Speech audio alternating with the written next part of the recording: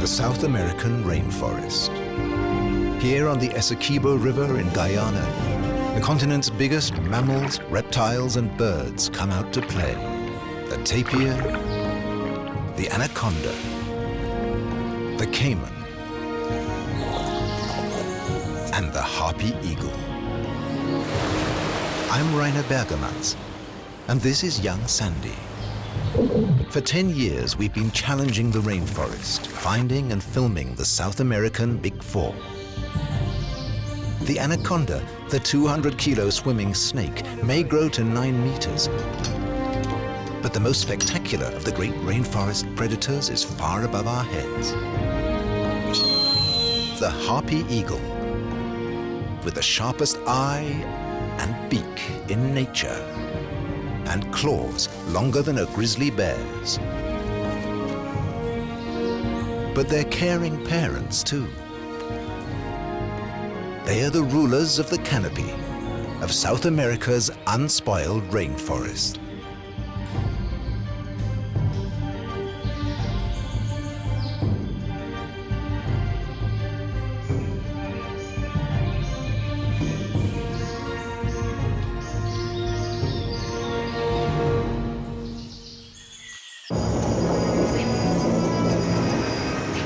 We're on our way up the Essequibo River. Deep in the forest, heading to the domain of the harpy. This eagle needs a territory 10 kilometers square. That only comes far from humans.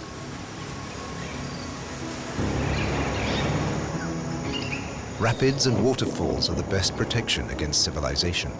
They make the river useless as a highway.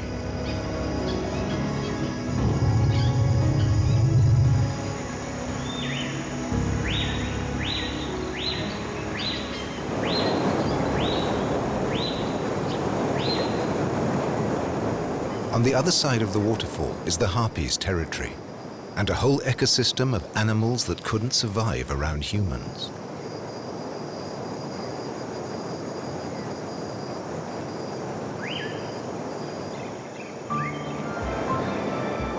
The only way to get there is over hundreds of meters of rock steps. It looks spectacular enough now, and this is the dry season. When the rains come, this will be an impassable, raging torrent.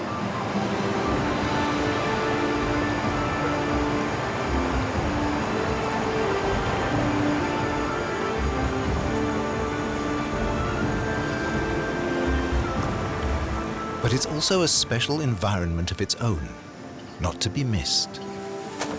It's home to tiger herons, having a wonderful time fishing in the pools. In the gaps between the waterfalls lives spectacled caiman, so called because of the bony ridge over their eyes. In the right light, it looks like the frame of a pair of horn-rimmed spectacles.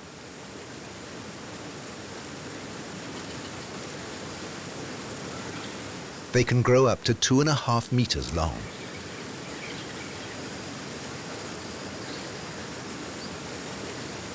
The fish almost jump into their jaws.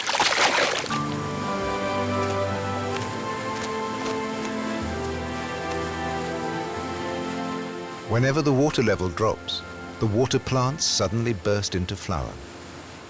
They may have only days to be pollinated and produce seeds before the water rises again. Then they must cling onto the rocks and hope they're not eaten by the pacu. These big vegetarian relatives of piranhas live only in these quiet pools amongst the rapids.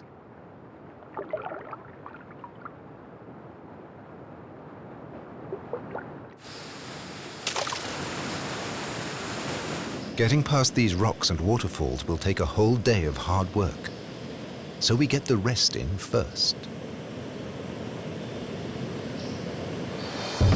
Everything has to be unpacked and carried up. Each rock step takes at least an hour, and almost as long to get back down for the next load.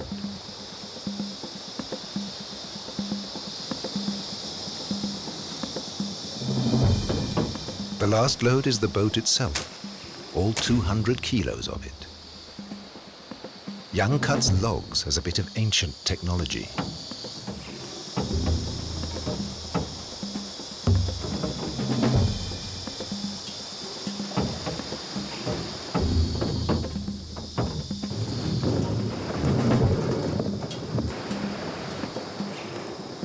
At the next cataract, we drag the boat up a side channel. It's quicker, but if the rope snaps, we lose the boat and have a long walk home.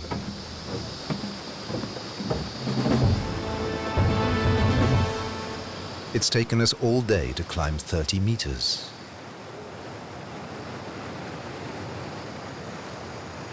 But as we survey the scene, already one thing is clear.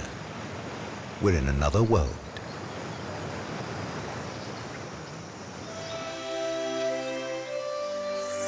This family of giant otters has been attracted by the variety of fish in the pool. They're so relaxed because they don't recognize humans as dangerous. The waterfall has done its trick. The white mark on the throat of every otter is different, but scientists think otters recognize each other by their scent. This rock is a family bathroom for the giant otters. All the members of the family do their business in the same place to strengthen the scent marker that claims this as their own. This space is occupied. From here on, every animal will be claiming its territory against competitors from the same species. It's a powerful way to understand how the rainforest works.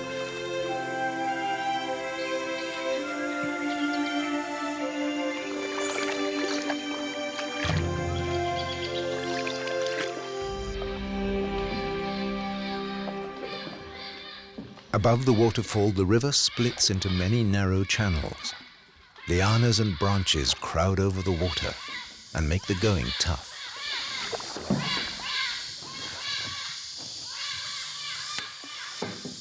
This capuchin monkey instinctively copies my gestures. It's a sign of high intelligence.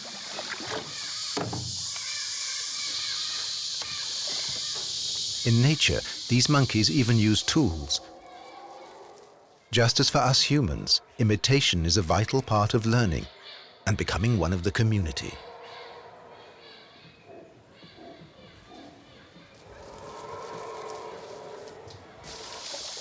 The tapir and its young could hardly be more different. Almost blind, protected by their sheer bulk, these mammals live in their own world of sights and scents. If we keep quiet, the tapirs won't notice us. They always stay near the riverbanks, where the sunlight reaches the forest floor and the grasses and water plants they like to eat can grow. South America's biggest mammals can weigh up to 500 kilos.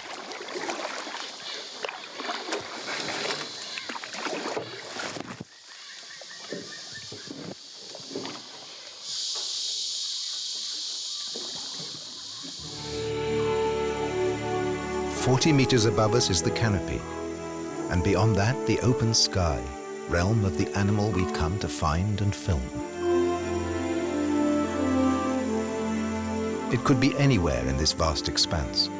One eagle's territory covers 100 square kilometers. Kapok trees are the tallest trees in the rainforest, and they're the only place an eagle will build its nest.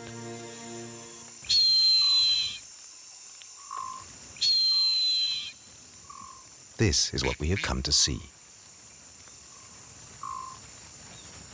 We filmed a mating pair once before.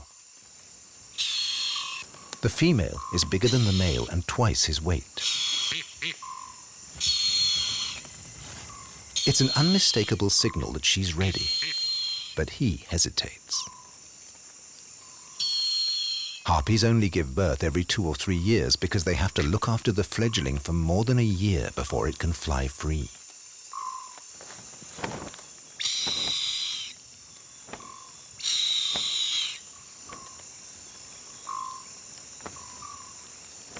This time we aim to film the birth and early weeks of a chick, all in the few weeks before the rainy season makes filming impossible. Right now, all we see are other tree dwellers, like the three-toed sloth. The sloth is favorite prey for the harpy.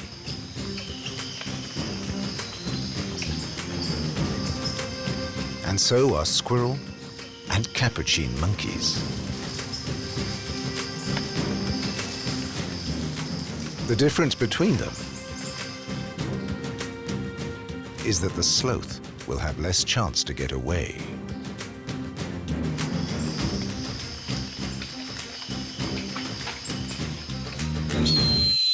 When the harpy attacks.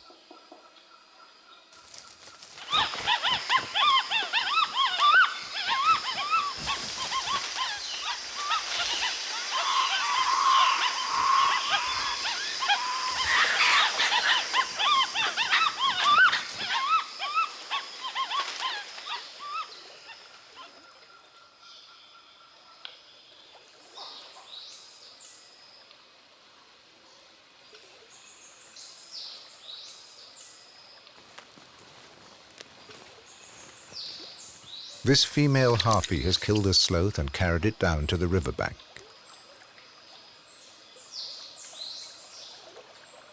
Harpies cut up their bigger prey immediately after the hunt. What they don't eat at once, they bring back to the nest, bit by bit. The male and female harpy will have separate hunting territories, so they'll never get in each other's way.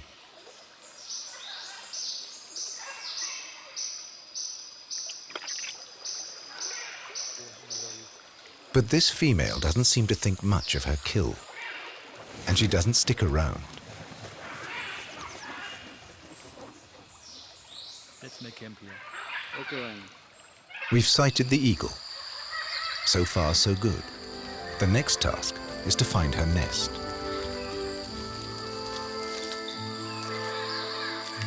But that's a job for tomorrow.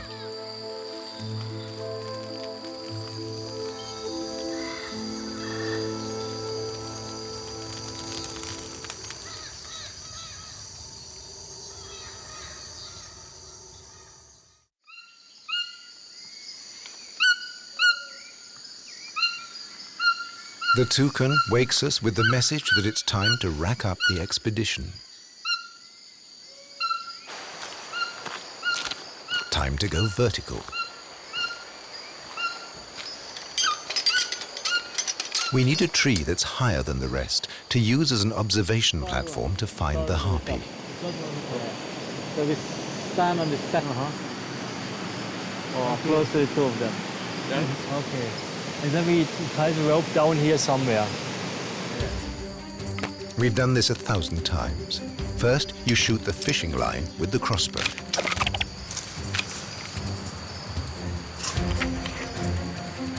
Then you pull it back with a thicker line. Okay, ready.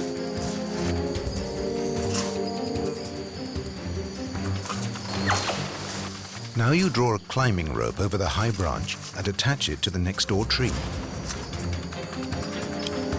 Then you put your full weight on it. It looks crude, but a weak branch breaks and the rope slides down to a safer position. These padded harnesses are the ones used by rescue services.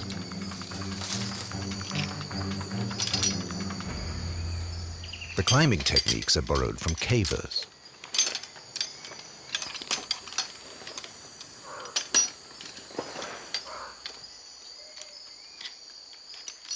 I go first to clear the way.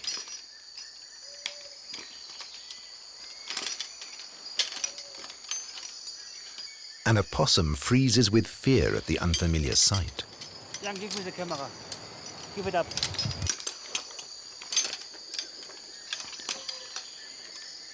That's when I notice she's carrying a baby on her back.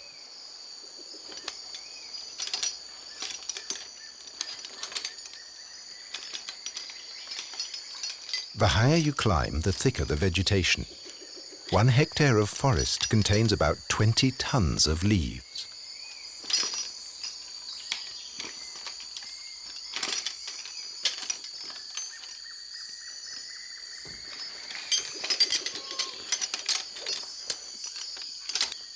This will be our base for the next few weeks, among the moss and plants clinging to the branches for their share of the sunlight.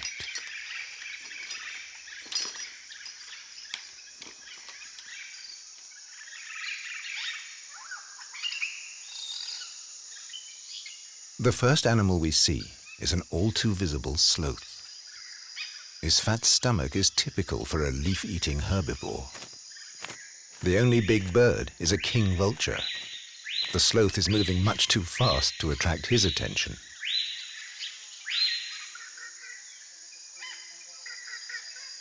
He's only interested in smelling out rotten meat, a bit like that strange piece of flesh on his beak.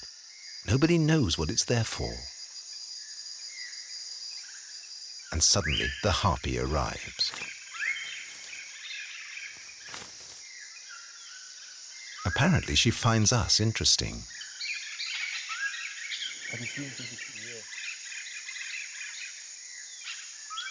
And when she flies off, we can check where to follow her to her nest.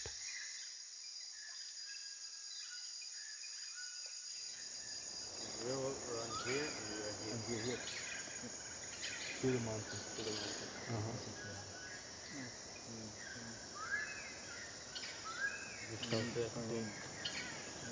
And from here to here it's about 20 miles. As long as we get a bearing, we can make the journey on foot. Okay, we are here at the fall, and the fall is over there. The GPS reading says the fall is here. This is our point. We have to go southwest. We have to do so. So we have to cross here. We have to cross over a small river. Then, and approximately, it depends on the forest. It's about 20 kilometers to the harpy's nest. Surprisingly easy going because the vegetation isn't thick down here. Few plants, lots of fungi. Big herbivores are rare in the rainforest. But the forest floor is teeming with invertebrates, insects, even crabs.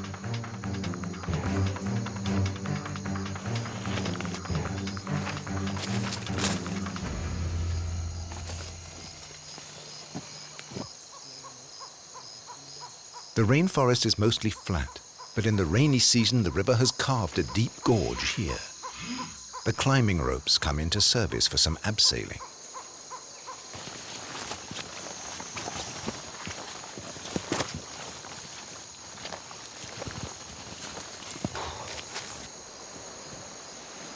Across the river is the 40-meter kapok tree housing the harpy's nest. Too late to cross tonight. By 6, it'll be dark.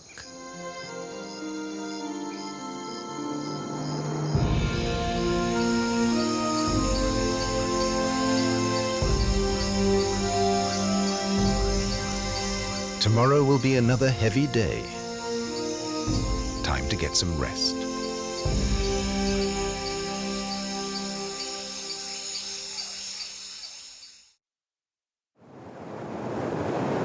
First, there's a river to cross. It's running fast, so Young offers to go ahead with the rope.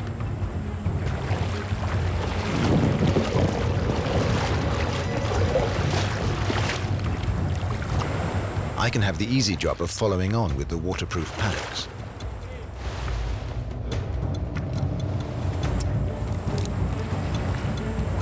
But as the bubble packs are pushed up, I'm pushed down.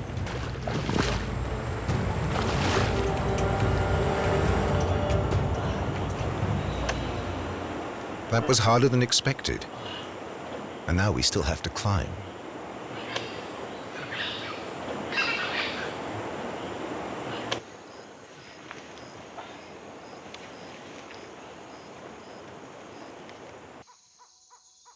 From now on, it's all about building up confidence.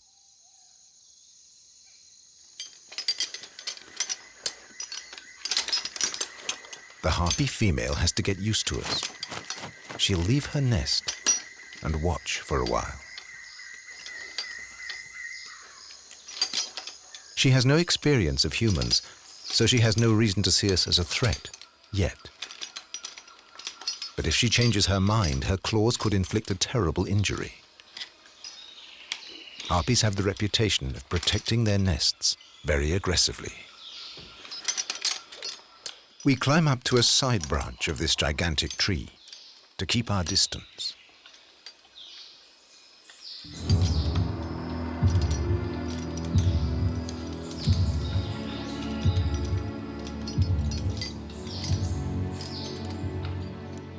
We have our vantage point.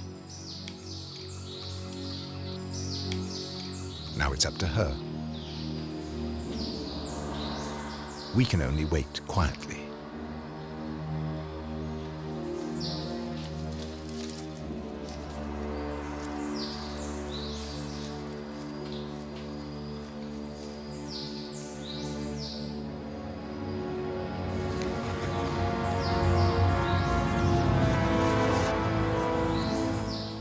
Finally, she flies back to her nest.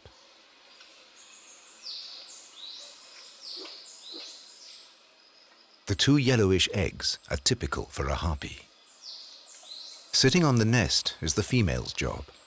The male should bring food, but we've only seen the female. The rest of the day, she broods on the eggs. And as night falls, there's still no sign of the male.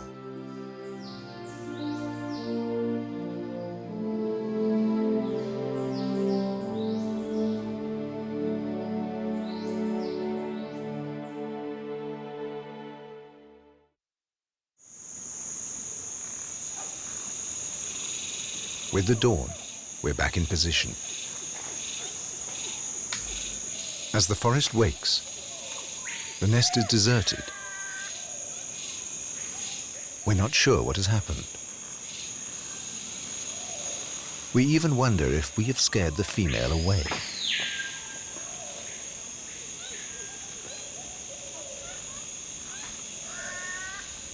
This isn't quite what we expected. Even the monkeys are approaching nearer, more relaxed than they'd be if the eagle were close by.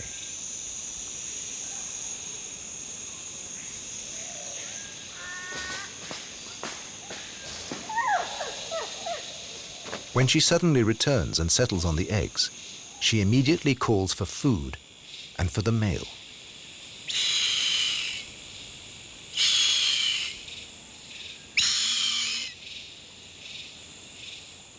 There's no answer. It's beginning to look like she's on her own. To hunt and brood won't be easy. It's an unusual situation.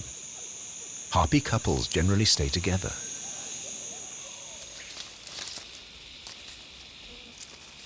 Her instinct tells her to stay in the nest and look after the eggs.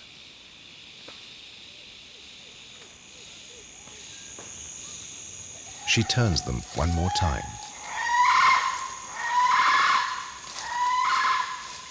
And settles down. She'll be here for hours. It's a chance for us to take a closer look at the canopy. The rainforest is divided into vertical layers, with the canopy the highest and most active. Many species are specially adapted to life here and never touch the ground in their lives. The giant maki frog lays its eggs in rolled-up leaves overhanging the river. The tadpoles fall into the river, where they become frogs and climb back into the trees.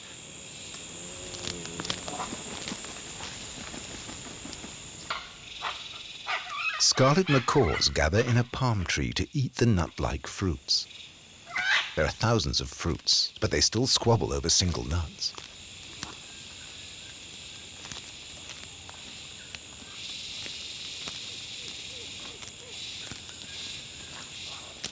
They find plenty of nooks and crannies in the crowns to build their nests.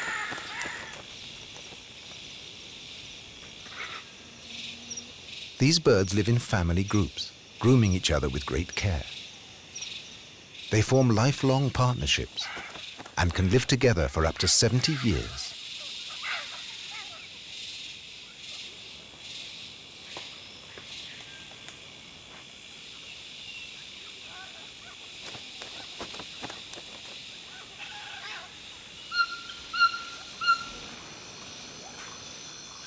Toucans live at the very highest points of the trees. Their call is clearly heard at dawn and dusk. Their giant bill radiates the warmth of their bodies to cool them down.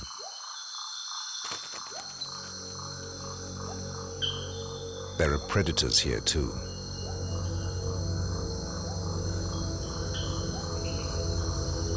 A young emerald boa lies in wait for prey. But this green iguana spots it and looks for cover.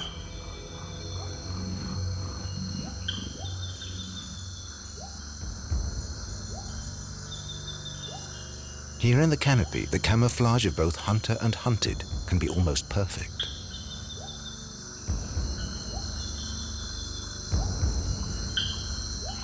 There comes a moment when the best defense is to do absolutely nothing.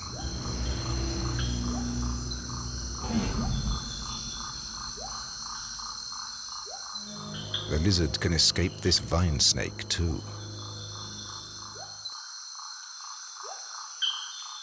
The eagle ignores the activity around her. A group of Guyanese howler monkeys approaches, on the lookout for young sweet shoots in the canopy peaks. These are the most nutritious leaves in the rainforest, but they still have to eat a lot of them. And howlers have grown so big, up to 10 kilos, in order to digest them. And they need time for that, lying idly in the trees.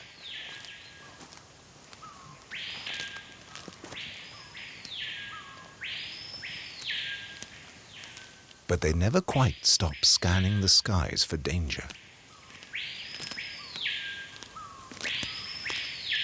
As long as it's just vultures, no problem.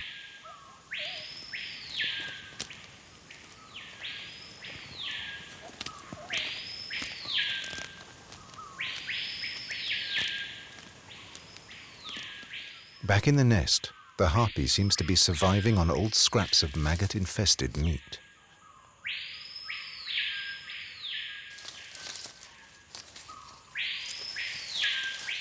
She's very hungry. Normally, the male would bring her food every other day.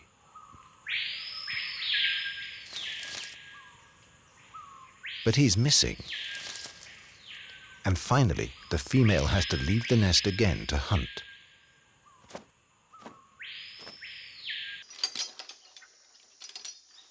I leave too, to explore at ground level along the riverbank. Tapir mark their territory with feces. There's a variety of old and new feces here, so they're probably not far away.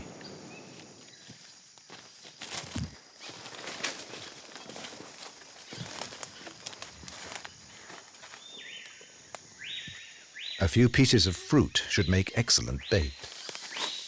Tapir will eat anything: small vertebrates, insects, reptiles, birds' eggs, and sweet fruit.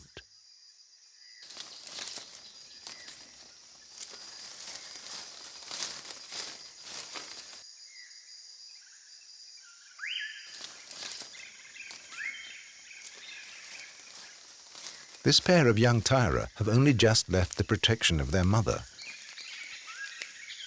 They'll take care of each other in these most dangerous months of their lives. They've claimed their territory, and they'll defend it together.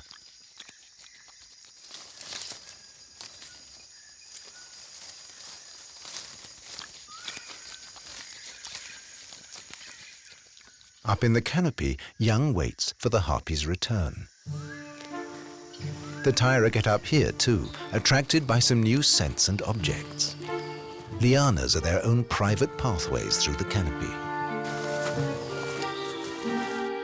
All tapir are inquisitive and acrobatic with their long tails and broad gripping paws.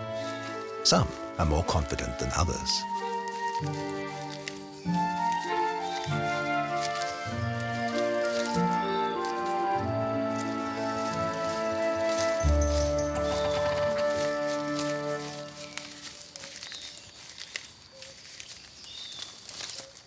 They're among the few species that link the rainforest canopy and the forest floor.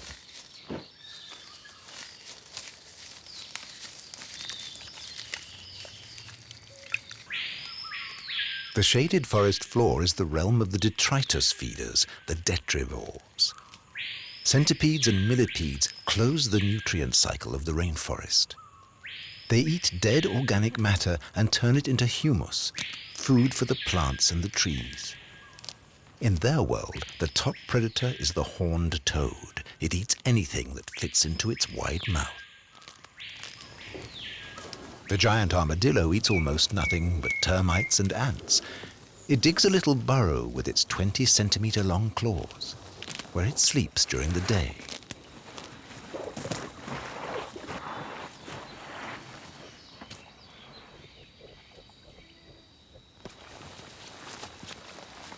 Though ideally, it shouldn't dig it so near the water.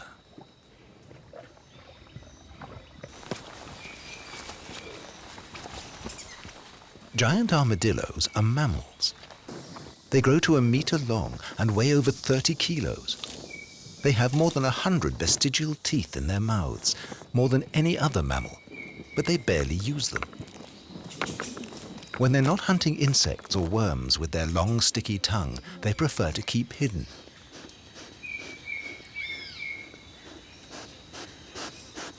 They have common ancestors with anteaters and sloths. One of their ancestors, living on the South American plains, grew so big it could weigh more than 1,400 kilos.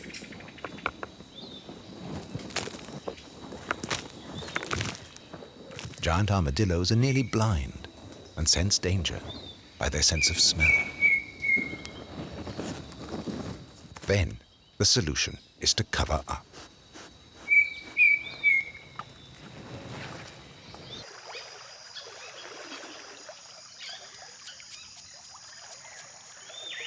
Big cats like pumas need vast territories in the rainforest. Some of it needs to be on the riverbank, where light encourages plant growth that attracts the herbivores it will hunt, like these capybara.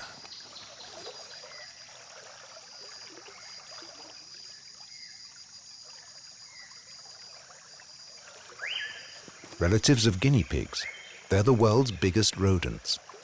They always live near water. They're excellent swimmers and divers.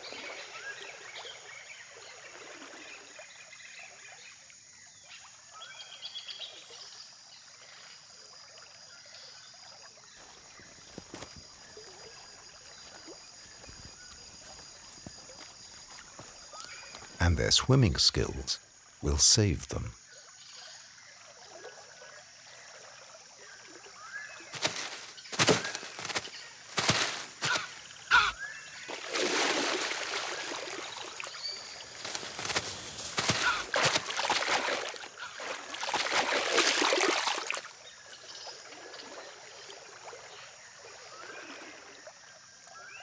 The puma will not follow them into the water.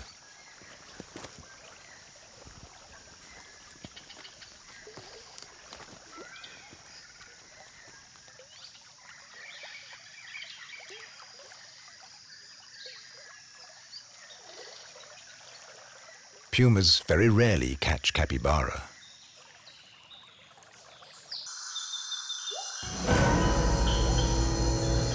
The harpy has had better luck. She's killed a capuchin monkey. But she's abandoned the nest for several hours. Now she can eat. But when she gets back, will the eggs still be alive?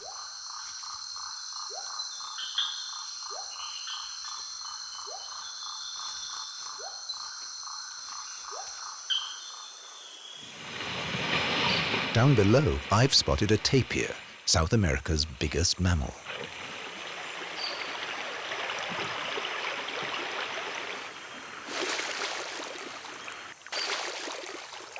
It's on its way to a rendezvous with a cowbird. This relationship, just like the oxpeckers and the wildebeest in Africa, has only just been discovered because tapir are lone creatures that don't live in herds.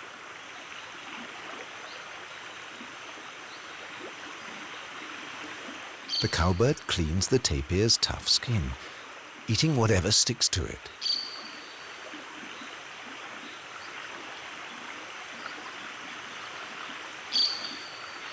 The thick layer of fat beneath the skin protects its owner from thorns, sharp branches, or jaguar's claws.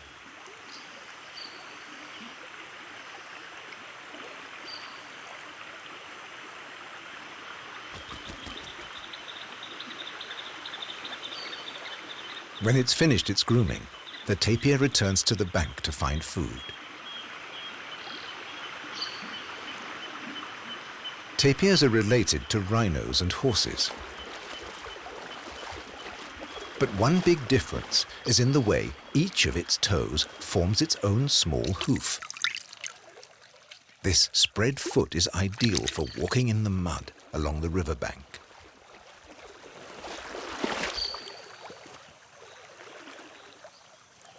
Curiously, a tapir's eyes work better in the semi-darkness of the forest.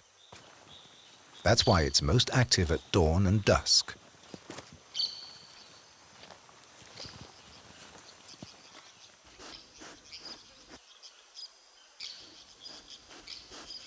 But how does the tapir manage to feed his 300-kilo frame here on the forest floor, where the vegetation is so sparse? Even the tiny leaf-cutter ants have to climb high into the canopy to collect delicate leaves from the crowns of the trees. They won't eat them. They store the leaf fragments underground, where highly nutritious fungus forms on them.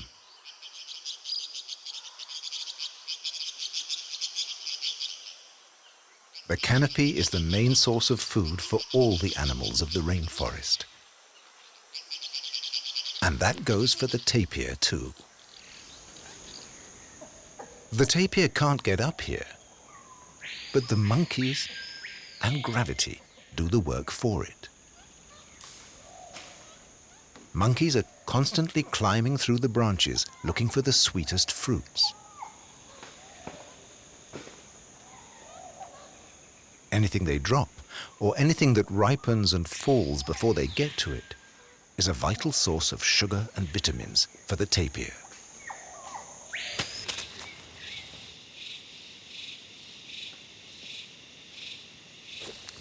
When they combine that with the water plants and grasses on the riverbank, they have a sufficiently varied diet.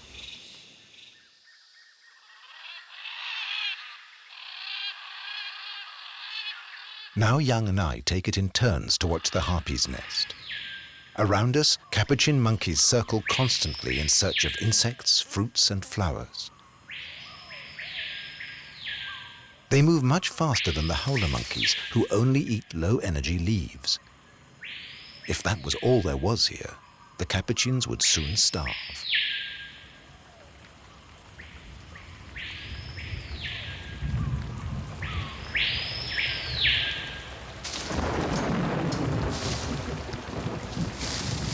When a tropical storm comes, the canopy gives a surprising amount of protection to animals on the forest floor, but very little if you're in the crown.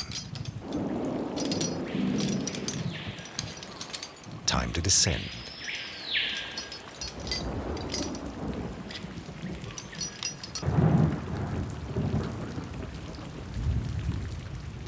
The harpy returns to her nest. She has no protection against the elements.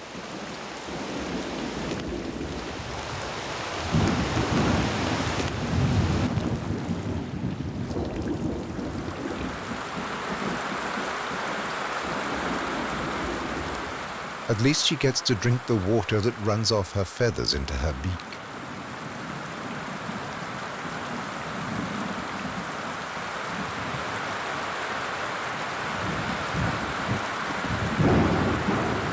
She can't leave. She must keep the eggs warm.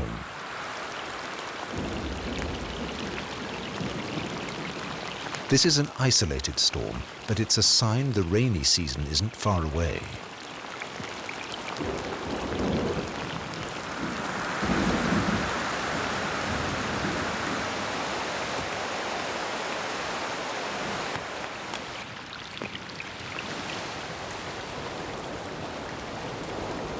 The water level can rise 5 meters in the rainy season, as the riverbanks disappear into the forest.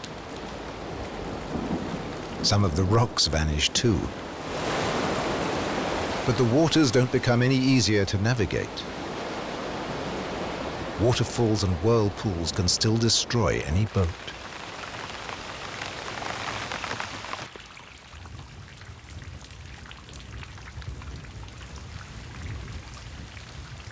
A big mammal like the tapir is barely affected by the small downpour.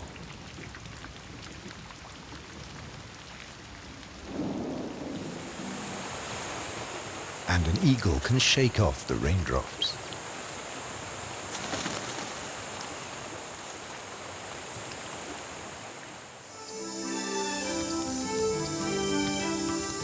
The storm has brought us a special treat. A shoal of rainfish have swum upriver to their spawning grounds.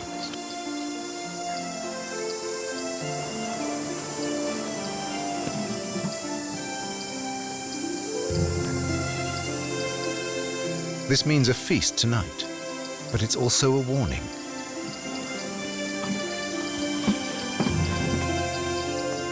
We have to get back downstream before the waterfalls are impassable.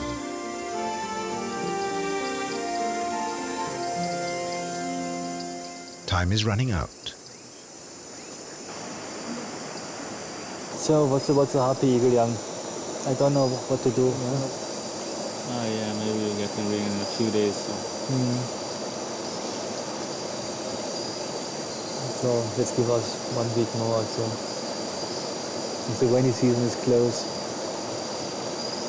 and if the water is high, we can't go back over the fall. And the area is going to be flooded. You can't really go into the forest. For another week and see what's going to happen. Yeah. I guess too, another week. One more week to film a hatching chick.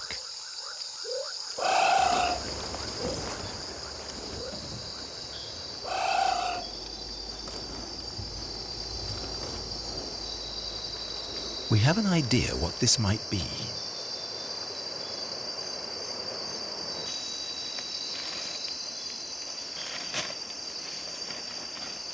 Time to use the night vision camera.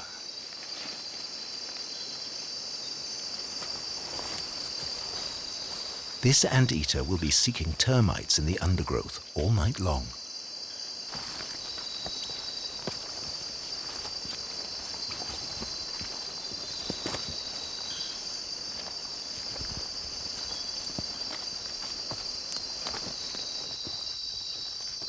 On the way back, our torchlight picks up an emerald boa.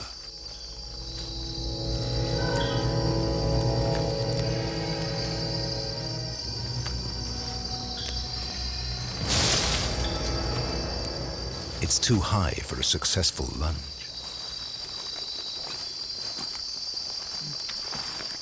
But Young is watching the ground.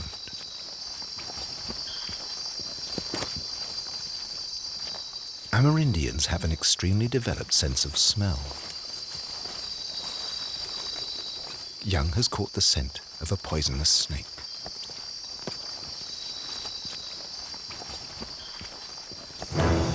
The fer de lance is the most poisonous snake in the rainforest. Fatal to humans. And at 2 meters long, so well camouflaged, it's almost impossible to spot.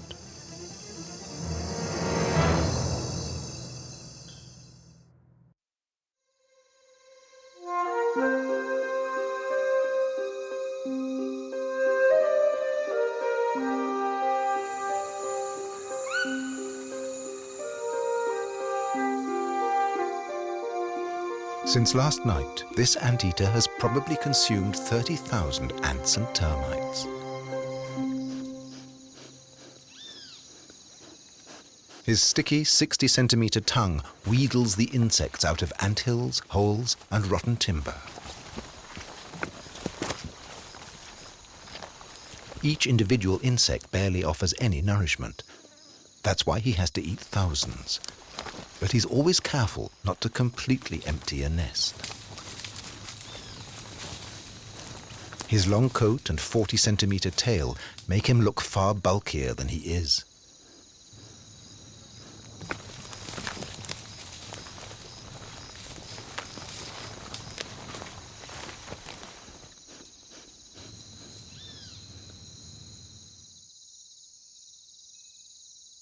His tail makes a fine blanket for his daytime snooze.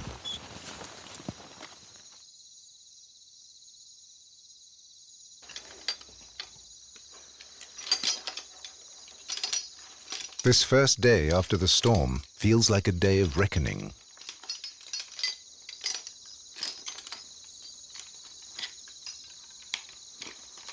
What will we find?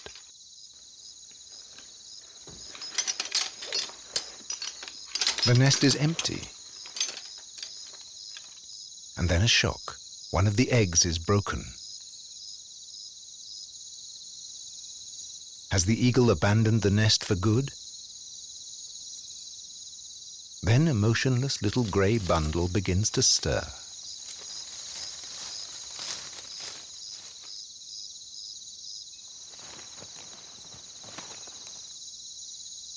The chick weighs about 80 grams at birth, about twice as much as a baby chicken.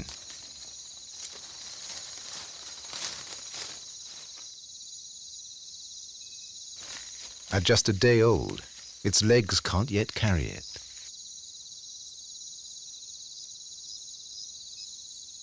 We're still a little concerned that the mother is nowhere to be seen. Eagles tend to keep to the same flight paths, so we know where to look out for her.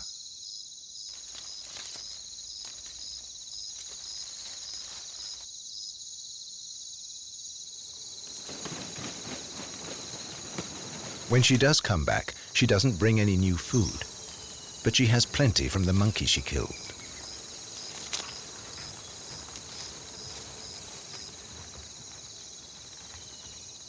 For a while, she seems to do nothing. She just watches her young.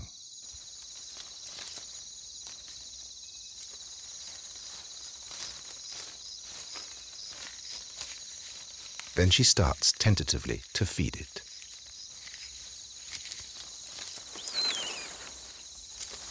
If it gets enough food, this chick will double its weight within a week.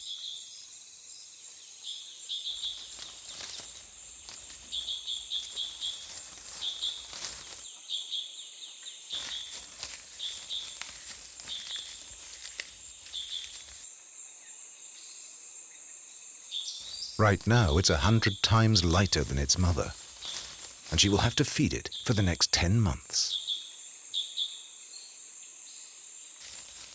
No easy task for an eagle couple, let alone for a female on its own. Because the chick's hunger will grow with its size.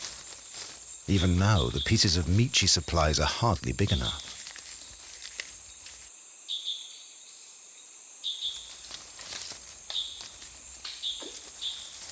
But now we're not worried.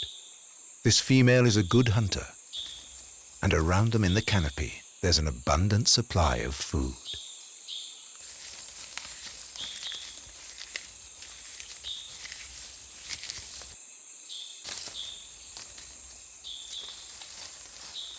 The future of a new harpy generation is assured.